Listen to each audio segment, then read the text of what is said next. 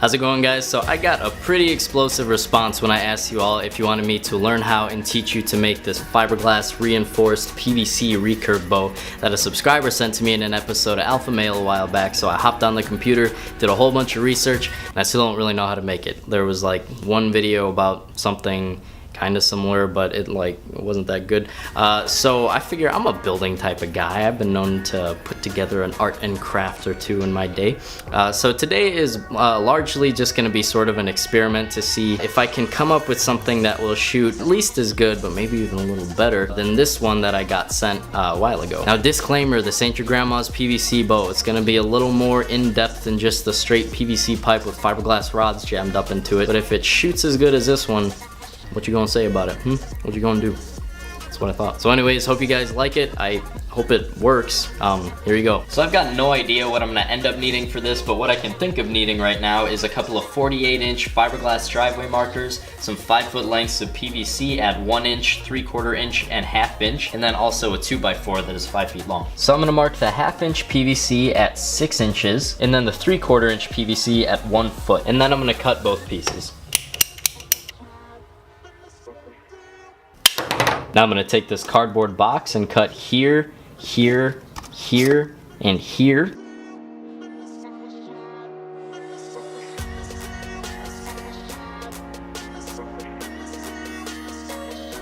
I'm going to strengthen it with a little glue. Then I cut an Illuminati out of here, and then we're going to line the inside of it with some aluminum foil, shiny side out.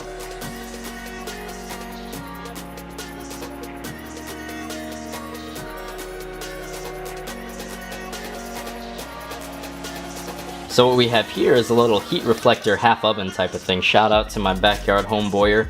So what we do is we put the PVC into here, and then we just run the heat gun back and forth across it while we rotate the PVC like a little white hot dog. This thing's not completely necessary, but it will just help to make sure that the PVC is heated up evenly. So what I'm gonna do is heat up 9 inches of the 12-inch long piece of 3/4 inch PVC, and then once that's pliable, I'm going to take that 6-inch piece of 1/2 inch PVC, get it in as far as I can with my hand, and then I'm going to take another piece of 1/2 inch PVC with a mark at 3 inches and use that to push it all the way down to the direct center of this pipe.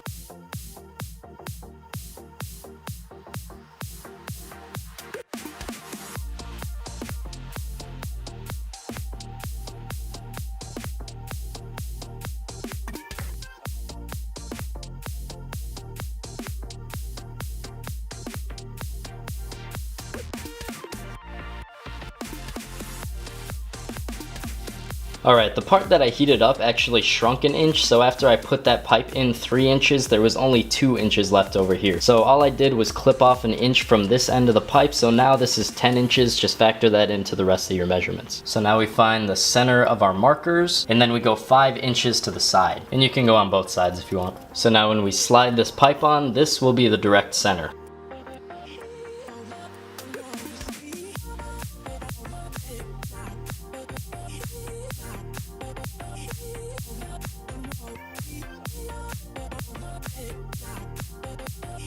Now I'm going to cut the 1-inch PVC directly in half.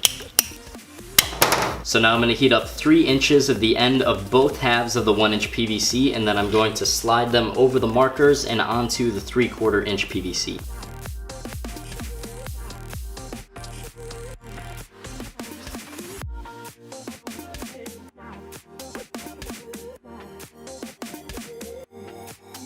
Now I'm going to use some PVC primer and cement to attach the limbs to the handle.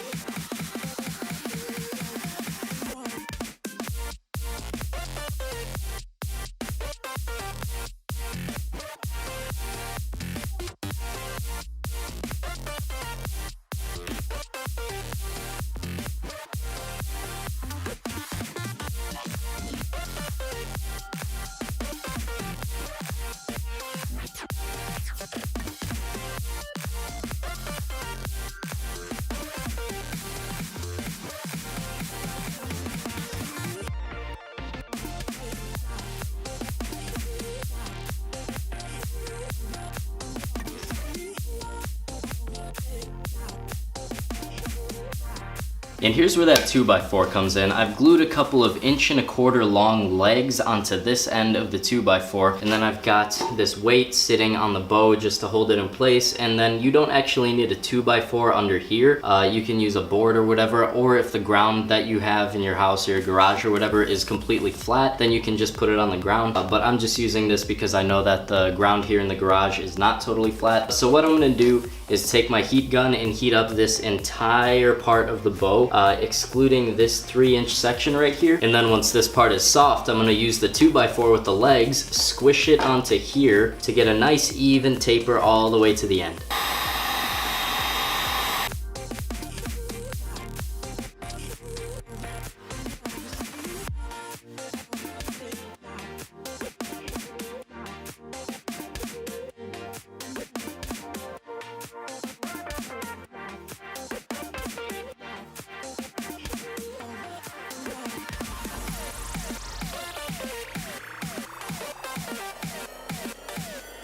Alright, I brought this over to Dan's house because me and him are working on some other stuff too, but all we gotta do now is we're gonna use this round baking tray to put a curve on the end of our recurve bow. I'm gonna mark it at 8 inches.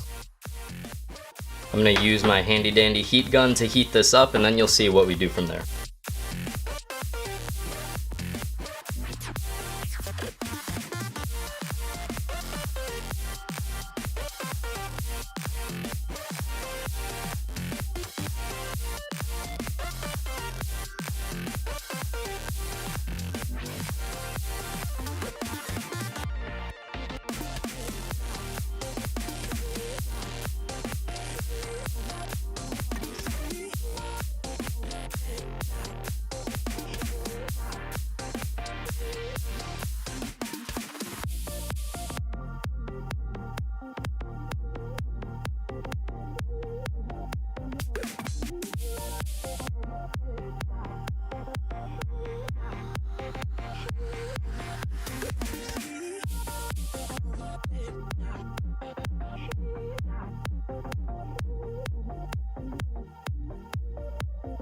Now with the curves in, we're gonna cut some shapes a little like this.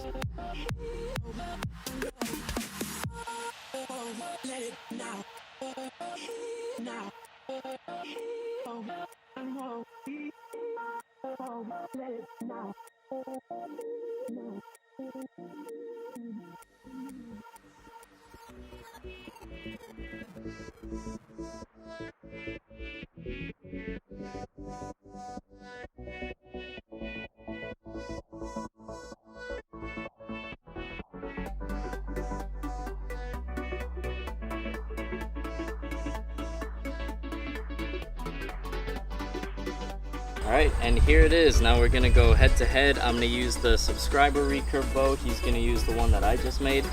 See which one wins. Alright, Dan is gonna shoot for the top one. I'll shoot for the bottom one.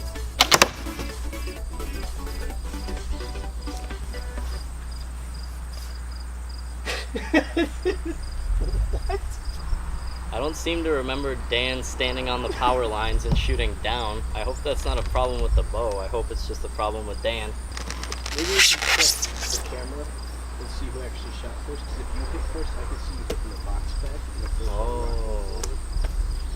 But that's if you shot first. If I shot first, then who the heck knows?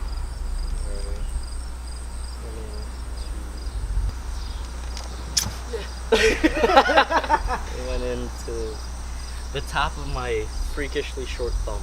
Let's try this again. Fire. Let's trade bows really quick. Alright, I've got the bow that I made now, and Dan has the subscriber bow. I'm shooting for the bottom again, he's shooting for the top. Man, that arrow just goes in at such a weird angle. The amount of penetration is almost identical on the two bows, but the weird thing is my bow still has a much higher draw weight than this one, which means that this one is shooting as powerfully as that one with a lower draw weight. So I'm not so sure that I have yet succeeded in my quest to make a bow that's as good as that recurve bow. Alright, so as far as bows go, I wouldn't necessarily call this one a failure because it is still a pretty good bow, but my test was supposed to be to see if I could make a bow that's as good or better than this one. And being that they shoot with the same power, even though this one has a higher draw weight, I would say that this is still not as good as this one. So there's my first attempt at it. There's definitely going to be a lot more to come. Well, hopefully not a lot more to come. But that was my amateur attempt. So I hope you guys enjoyed watching. And in case at any point you noticed all this watermelon all over the ground, that was the result of the testing of this sweet canabo that Dan made. If you want to see that video, go ahead and either click right here, or if you're on mobile, just check the description and I'll link to that video. But that's all I got for today. So thank you guys very much for watching. I'll talk to you later. Bye.